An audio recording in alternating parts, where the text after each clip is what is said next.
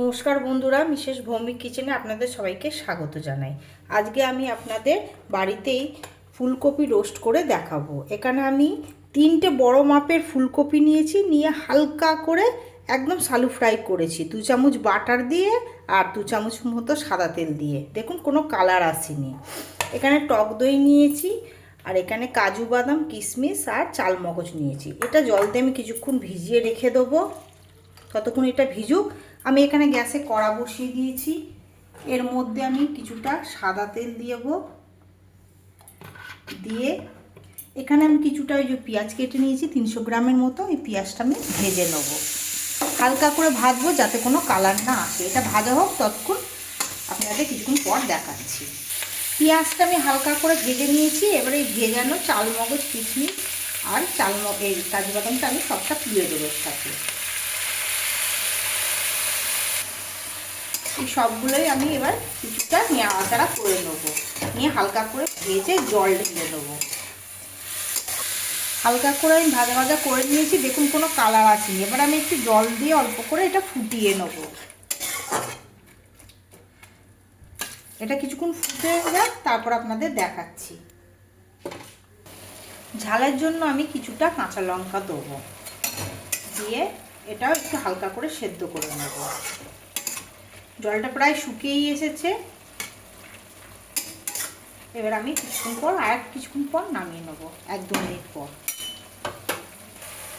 জলটা পুরো শুকিয়ে গেছে বন্ধুরা। এটা আমি এবার গ্যাস বন্ধ করে দিয়ে আর ঠান্ডা করে নিয়ে পেস্ট করে আপনাদের দেখাচ্ছি। বন্ধুরা, আমি এবার একটা গ্যাসে কড়া বসিয়ে তেল গরম করতে বসিয়ে দিয়েছি। এখানে আমি 5 থেকে 6টা লবঙ্গ আর দারচিনি নিয়েছি, এগুলো দিয়ে দেবো।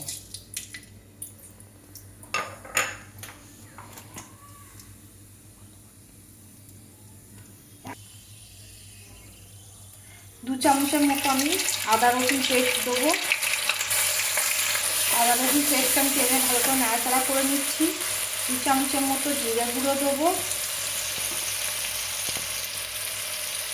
2 চামচের মতো ধনে গুঁড়ো দিয়ে দেবো।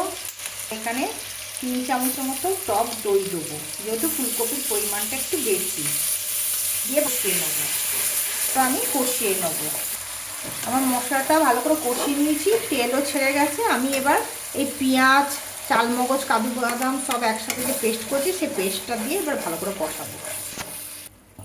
পরিমাণ মতো আমি একটু নুন দিয়ে দেবো। নুনটা আপনারা স্বাদ বুঝে দেবেন। দিয়ে আবারও ভালো করে কষিয়ে নেব। মশলা আমার ভালো করে কষানো হয়ে গেছে। এবার আমি দুধ দিয়ে দেবো, 500 গ্রাম দুধ দিয়ে দিচ্ছি। এতে টেস্টটা আরও 4 গুণ বেড়ে যাবে। পুরো অনুষ্ঠান বাড়ির মতো পুরো টেস্ট লাগবে। আমি কোনো জলের ব্যবহার করব না। হালকা হালকা ফুট ধরে গেছে বন্ধুরা। আমি এবার ফুলকপিগুলো সব এর মধ্যে দিয়ে দেবো।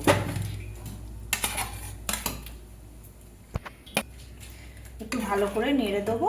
দিয়ে একটা কিছু আমি ঢাকা দিয়ে এগুলো সেদ্ধ হওয়া অবধি কিছুক্ষণ কষিয়ে রাখবো। সেদ্ধ হয়ে গেলেই নামিয়ে আপনাদের দেখাচ্ছি। আমার ফুলকপি রোস্ট দেখুন ভালোভাবে ফুটে একদম পুরো তৈরি হয়ে গেছে। ফুলকপিগুলো সেদ্ধ হয়ে গেছে। এবার আমি এর ওপর দিয়ে একটু গরম মশলা গুঁড়ো দেবো আর অল্প একটু স্লাইড টেস্টের জন্য চিনি ছড়িয়ে দেবো। দিলে আমার রেডি একদম। আপনাদের নামিয়ে আমি দেখাচ্ছি। দেখুন আমার গরম গরম ফুলকপি রোস্ট একদম রেডি। আমার এই ফুলকপি রোস্ট রেসিপিটা আপনাদের যদি ভালো লেগে থাকে, অবশ্যই আমার চ্যানেলটিতে একটা লাইক সাবস্ক্রাইব করে দেবেন আর শেয়ার করতে ভুলবেন না। আর কিছু জানার থাকলে অবশ্যই কমেন্ট করে জানাবেন।